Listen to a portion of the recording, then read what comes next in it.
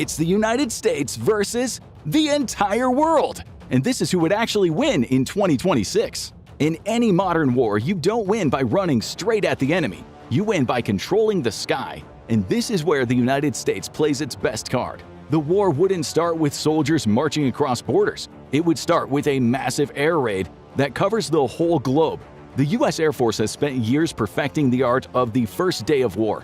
They don't just fight the enemy, they shatter its ability to fight back before the war even begins. In 2026, the US is bringing some serious heat, with over 13,000 aircraft ready to go. The rest of the world comes equipped with over 39,000. That is 3 enemy aircraft for every 1 American. Most of the rest of the world is flying aging aircraft, planes that belong in museums, not in a modern-day war, especially when they're coming up against 5th-generation fighters, including the 400 F-35 Lightning IIs and nearly 200 F-22 Raptors. They are snipers in the sky, spotting enemy aircraft from miles away, firing and turning for home before the enemy even sees a dot on the radar. But stealth alone isn't the real advantage. The real edge is integration. US forces are able to fight on a single shared network. Aircraft, ships, drones, tanks, and infantry all exchange data in real time. A sensor in the air can cue a strike from the sea. A drone can pass a target directly to artillery hundreds of miles away. This means the United States doesn't fight as separate branches. It fights as one complete system. And that is something most of the world can't do.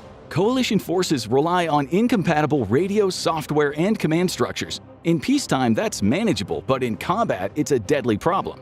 The F-35 is the best example of this. It isn't just a fighter, it is a flying sensor and electronic warfare platform. It can detect threats, jam enemy radars, and pass targeting data to ships, missiles, and other aircraft.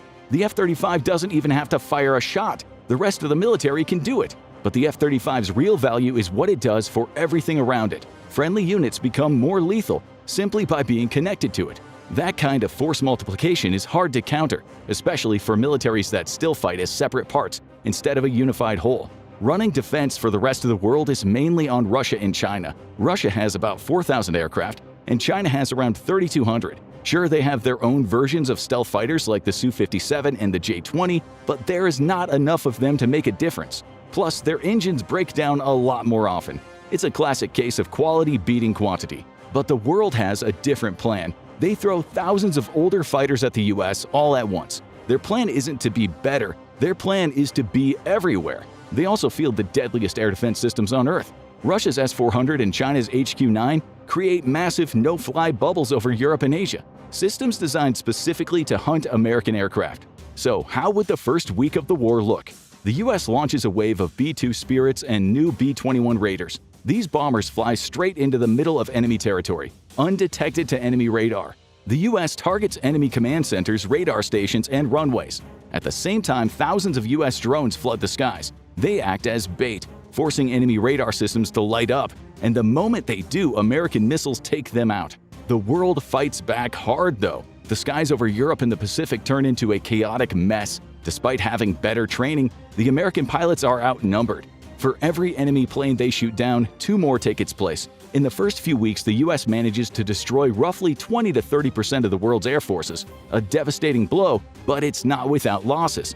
The S-400 systems managed to track and hit American jets, costing the US between 200 and 300 aircraft. By the end of the first phase, the United States controls the skies, but only in specific theaters, the oceans and the Americas.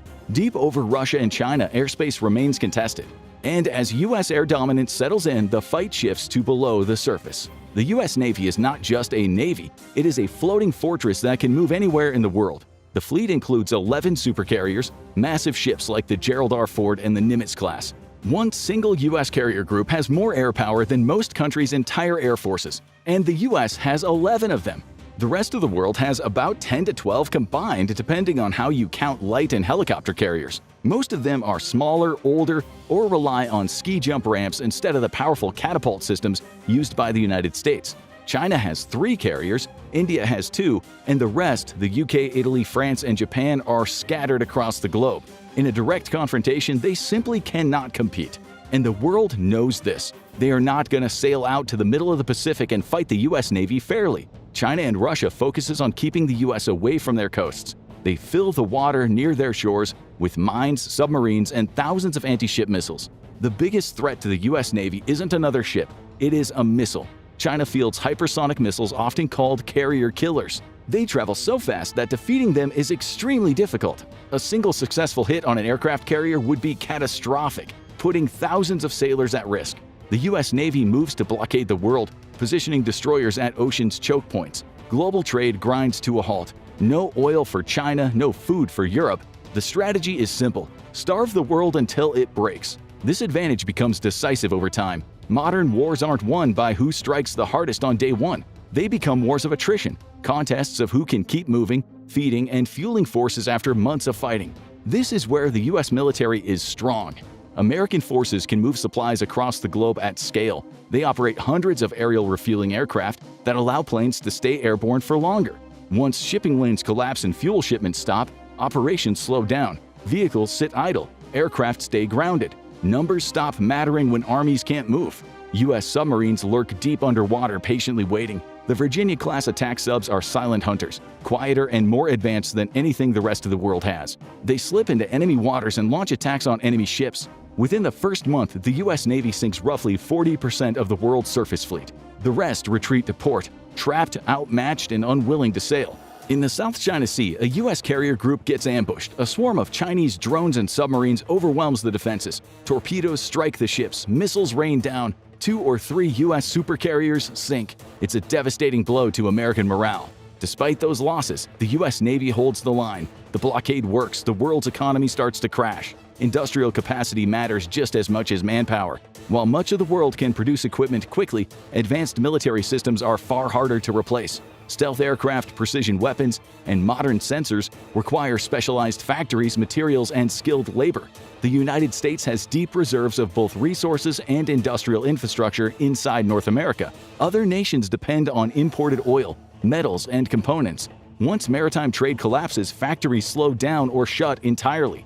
Over time, one side keeps replacing losses, the other can't. The U.S. rules the deep ocean, but coastal waters remain a death trap, filled with mines. Casualties are high. The U.S. loses 20 to 30 big ships. The world loses over 150. But the U.S. effectively turns the rest of the world into an island, cutting them off from each other. With their navies rusting at the bottom of the ocean, the world has only one option left. After months of bombing and blockades, the world decides they have to invade. They need to take the fight to America, but it is a logistical nightmare. The United States is huge: deserts, mountains, swamps, and forests. It has more than 348 million people, many of them armed. And while this scenario focuses on the military, the presence of an armed population makes any invasion difficult.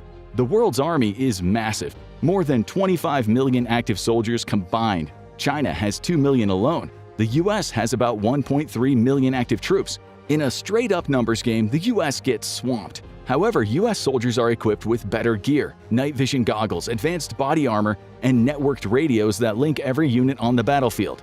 They fight more effectively at night than their enemies do in the day. And on ground, the M1 Abrams dominates. Its active protection systems can intercept incoming rockets before they ever hit the tank. Numbers alone don't decide ground wars. Training and initiative matter just as much. Most U.S. troops have years of preparation and experience operating complicated hardware. They're trained to adapt when things go wrong. Most opposing forces rely on short-term conscription, with soldiers sometimes receiving only weeks of training before combat. Command structures are rigid, so when officers are killed or communications fail, units often collapse. U.S. forces operate differently. If a leader goes down, the next person takes over.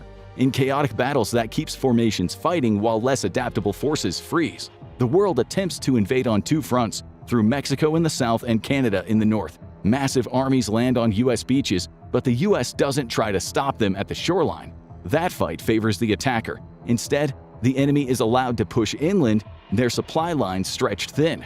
Then the counterattacks begin. U.S. artillery rains precision rockets on the enemy fuel trucks and ammo dumps. Without gas, the enemy tanks stop moving. Without ammunition, enemy soldiers can't fight. The U.S. utilizes its speed, hitting weak points with fast-moving units, then disappearing before the enemy can respond. But sheer numbers begin to tell. World forces rack up massive losses, pushing forward in waves, relying on bodies where logistics fail. The battle for the U.S. homeland turns cities to ruins. The fighting happens street by street. U.S. drones hover over neighborhoods, sniping enemy combatants. Eventually, the sheer weight of the world's armies begins to push the U.S. back. Alaska may be overrun. Forces may push into Texas, but taking ground is one thing, holding it is another. American supply lines are short, fought on home territory. The world's supply lines stretch across oceans, and the U.S. Navy is actively sinking its ships. Food and fuel begin to run out. The advance stalls. Morale follows survivability. U.S. forces invests heavily in battlefield medicine, aiming to move wounded soldiers to advanced care within the golden hour. Troops know that they have a chance of survival if injured during battle. Other armies can't offer that assurance. Medical evacuation is slower, supplies are limited, and wounded soldiers are often left behind. Over time, this erodes morale. Units surrender not because they're destroyed, but because hope disappears. The world has the numbers to take over land, but they cannot break the U.S. military completely. The U.S. Army inflicts roughly 5 million casualties. American losses climb to around 500,000. It's a brutal meat grinder, but the homeland remains largely secure, protected by geography and the advantage of fighting at home. And it becomes a bloody stalemate. And for the side that's losing, desperation sets in. If the U.S. believes it is truly losing, if enemy armor is rolling toward Washington, D.C., the rules change. The United States maintains what's known as the nuclear triad, the ability to launch nuclear weapons from land, sea, and air. Hundreds of missiles sit in hardened silos across the Midwest. They are old systems but reliable. 14 ballistic missile submarines patrol the oceans. Each carries enough firepower to erase an entire nation. Then there are the nuclear-capable bombers standing ready, able to strike from the air. Of course, the world has nukes too. Russia has the most, over 5,400 warheads in military stockpiles. China is building faster, reaching about 600. But beyond those two, the numbers fall off. France, the UK, India, Pakistan, Israel, and North Korea each possesses far smaller arsenals. But the real problem isn't weapons, it's coordination. Nuclear war depends on timing, communication, and command. And all of that depends on visibility. Satellites guide missiles, drones, logistics, and communications. In 2026, space is a battlefield. Cyber attacks can disrupt civilian life everywhere, but militaries are the real target. The U.S. operates on hardened, redundant networks designed to keep functioning even under attack. Forces that lose situational awareness don't just fight worse, they fight blind, and blind armies bleed fast. That matters because hesitation is dangerous. Someone has to fire first. And if those launches aren't synchronized, U.S. missile defenses come into play. Those systems can intercept a limited number of warheads in space. They might stall a small attack, but they can't stop a full-scale Russian strike.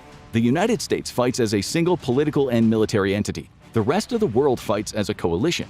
Coalitions look powerful on paper, but they fracture under sustained pressure.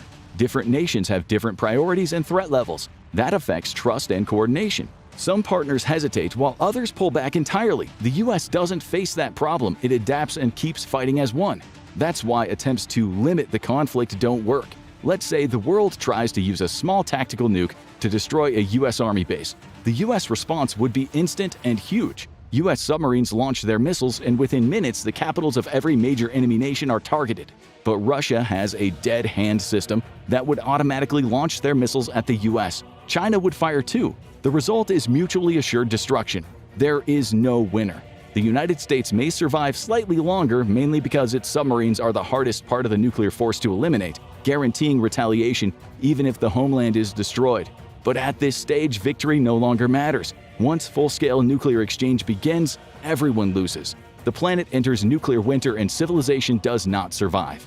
So who wins doesn't depend on firepower, it depends on whether the war stays conventional. If nuclear weapons remain in their silos and the war relies on conventional weapons, guns, planes, and ships, the United States wins. But it's a Pyrrhic victory. The cost is so extreme that it barely resembles winning at all. In the air, the U.S. wins because technology beats numbers. At sea, it wins because carriers and submarines dominate global trade. On the ground, the war stalls. Numbers push back, but logistics break the advance. And in a nuclear war, nobody wins. The United States has built a military designed to fight two major wars at once, but fighting the entire world would push it past the limit. The U.S. could defend its homeland and cripple the global economy with its navy. It could devastate enemy infrastructure from the air, but it could not conquer the world. There simply aren't enough troops to occupy Europe and Asia. And that's why, in a global war, the United States survives, while the rest of the world breaks apart. But if the worst happens, America has options. Check out U.S. World War III plan, or click on this video instead.